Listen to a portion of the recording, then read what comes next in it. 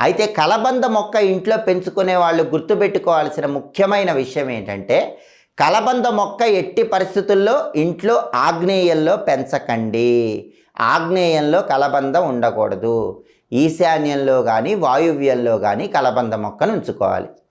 అలాగే కలబంద గుజ్జు తీసి శుక్రవారం పూట శ్రీ మహాలక్ష్మీదేవికి ఆ గుజ్జు నివేదన చేసి ఆ తర్వాత ఆ గుజ్జుని నీళ్లలో కలుపుకొని మీరు స్నానం చేస్తే భయంకరమైనటువంటి దరిద్రాలన్నీ పోతాయి. అష్టదరిద్రాలు పోయి అష్టైశ్వర్యాలు కలగాలంటే శుక్రవారం ఒక అద్భుతమైన పరిహారం పాటించాలి.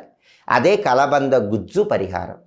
అది కూడా ఎప్పుడు చేయాలి? శుక్రవారం సాయంకాలం ప్రదోష కాలంలో చేయాలి. ప్రదోష కాలం అంటే సూర్యాస్తమయానికి ముందు వచ్చేటటువంటి 24 నిమిషాల కాలాన్ని ప్రదోష కాలం అంటారు.